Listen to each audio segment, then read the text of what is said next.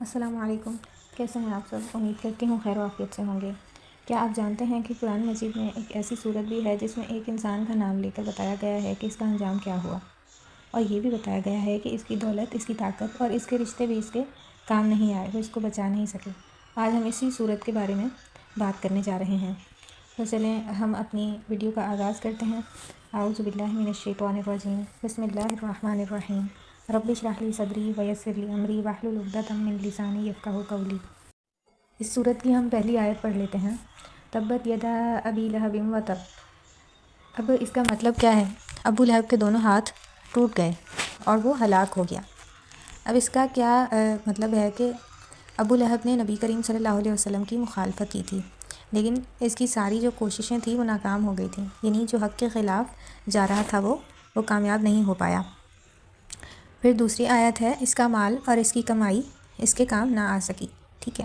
اب اس کا مطلب یہ ہے کہ اس کے پاس بہت ساری دولت تھی، وہ بہت امیر تھا، لیکن وہ بہت امیر تھا اور اس کی جو امیری تھی وہ اس کے عذاب سے بچا نہ سکی، جو عذاب اس پر نازل ہوا، یعنی دنیا کی جو دولت تھی وہ آخرت میں فائدہ مند نہیں تھی اس کے لیے۔ اور آج کی زندگی میں بھی ہم اگر دیکھیں تو یہ جو دولت ہوتی ہے، پیسہ، مال، یہ چیزیں کام نہیں آتی، اور تو اور رشتہ دار، ماں باپ، یہ چیزیں بھی آخرت میں کام نہیں آتے۔ آخرت میں کام آتا ہے وہی ہمارے اعمال جو ہم نے دنیا میں کیے ہوتے ہیں۔ پھر اگلی آیت کو اگر ہم دیکھیں تو ہے، وہ بھڑکتی ہوئی آگ میں داخل ہوگا۔ یہیں پہ اللہ تعالیٰ نے بتا دیا کہ وہ بھڑکتی ہوئی آگ میں داخل ہوگا۔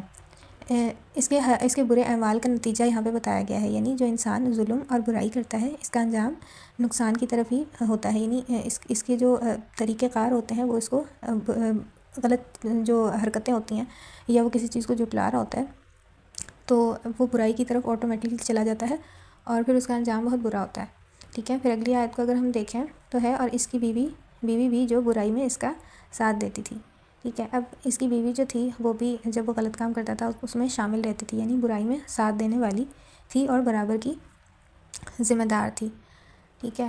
پھر اگلی آیت میں ہے، اس کی گردن میں کھجور کی چھال کی رسی ہوگی، یعنی سزائیں اس طرح سے بتا دی گئی ہیں کہ دل کانپ جاتا ہے اگر انسان کے دل میں تھوڑا بھی ایمان ہو تو۔ اس کی ذلت اور سزا کی نشانی ہے یہ، یعنی آخر میں برے لوگوں کے ساتھ یہی ہوتا ہے، یعنی برائی کے بدلے برائی ہی ہوتی ہے، رسوائی اور عذاب، ٹھیک ہے۔ تو دوستو، اس صورت میں ہمیں یہ سبق مل رہا ہے کہ حق کے خلاف جانے والا کامیاب کبھی بھی نہیں ہوتا، اور دنیا کی دولت آخرت میں کام کبھی بھی نہیں آتی، اور برائی کا جو انجام ہوتا ہے وہ ہمیشہ نقصان کی طرف ہی لے کر جاتا ہے۔ تو یہ چھوٹا سا اس میں میسج ہے جو میں نے آپ کو بتا دیا ہے اس صورت میں۔ اگر آپ کو یہ ویڈیو پسند آئی ہو اور کوئی بھی اس طرح کی ویڈیو آپ مزید دیکھنا چاہتے ہوں تو چینل کو سبسکرائب کریں اور ہمارے ساتھ جڑے رہیں، تاکہ ہم قرآن کی ایسی چھوٹی چھوٹی ہی صحیح لیکن خوبصورت باتیں آپ تک پہنچاتے رہیں۔ جزاک اللہ خیراً کثیرا۔